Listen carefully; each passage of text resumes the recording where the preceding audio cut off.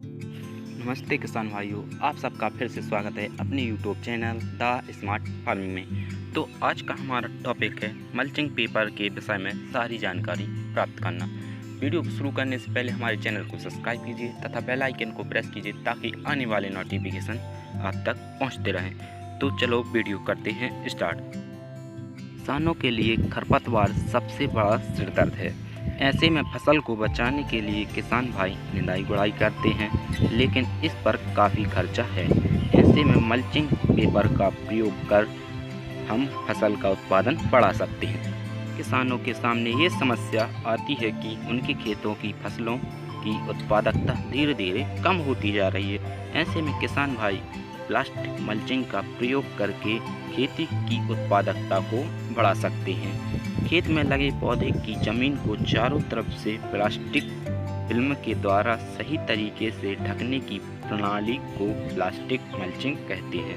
यह फिल्म कई प्रकार और कई रंग की आती है। बात आती है कि मल्चिंग पेपर का चुनाव कैसे करें, क्योंकि मल्चिंग पेपर कई रंग एवं कई माइक्रोन की आती है, जैसे नीले रंग, काले रंग की, पारदर्शी, दूधिया, प्रतिबिंबित आदि रंगों की आती है, और जैसे 10 माइक्रोन, 20 माइक्रोन, 15 माइक्रोन, 25 माइक्रोन आदि माइक्रोनों की भी आती। पहले हम बात करते हैं कि काली मल्चिंग, दूधिया मल्चिंग, सिल्वर युक्त मल्चिंग एवं पारदर्शी मल्चिंग का क्या कार्य है या क्या कैसे कार्य करती हैं। तो पहले बात करते हैं काली मल्चिंग की। काली मल्चिंग पेपर भूमि में नमी संरक्षण, तापक्रम को बनाए रखती है तथा खरपतवार नियंत्रण करती है।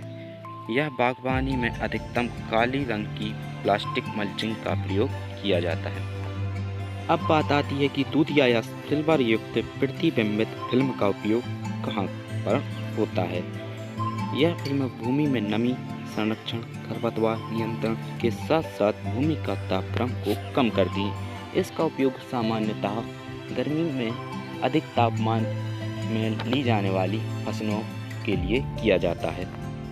अब बात आती है कि पारदर्शी मल्चिंग पेपर का उपयोग कहाँ पर होता है। यह फिल्म अधिकतम भूमि के सोलेराइजेशन में प्रयोग की जाती है। ठंडे मौसम में खेती करने के लिए भी इसका उपयोग किया जाता है। अब बात आती है कि हमें मल्चिंग पेपर की चौड़ाई व मोटाई का चुनाव कैसे करें। तो प्लास्टिक मल्चिंग के प्रयोग में लाने वाली फिल्म का चुनाव करते समय उसकी चौड़ाई पर विशेष ध्यान रखना चाहिए, इससे यह कृषि कार्यों में भरपूर सहायक हो सके।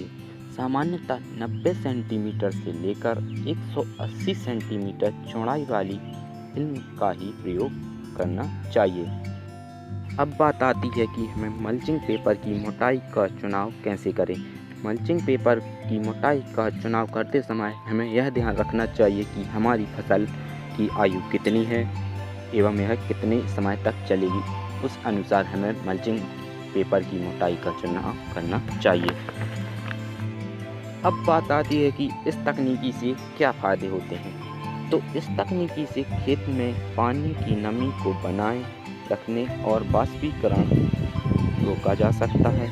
ये तकनीक खेत में मिट्टी के कटाव को भी रोकती है और खेत में खरपतवार को होने से बचाया जाता है। बागवानी में होने वाली खरपतवार नियंत्रण एवं पौधे को लंबे समय तक सुरक्षित रखने में बहुत सहायक होती हैं, क्योंकि इसमें भूमि को कठोर होने से बचाया जा सकता है और पौधे को जड़ों का विकास अच्छी तरह से होता है। अब बात आती है कि सब्जी वर्गीय फसलों में इसका उपयोग कैसे करें।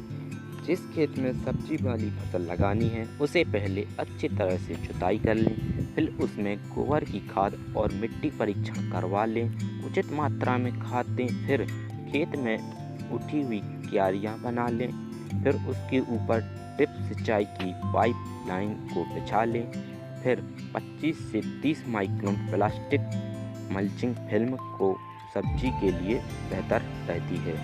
इसे उचित तरीके से बिछा दें, फिर फिल्म को दोनों किनारों को मिट्टी की परत से दबा दिया जाता है।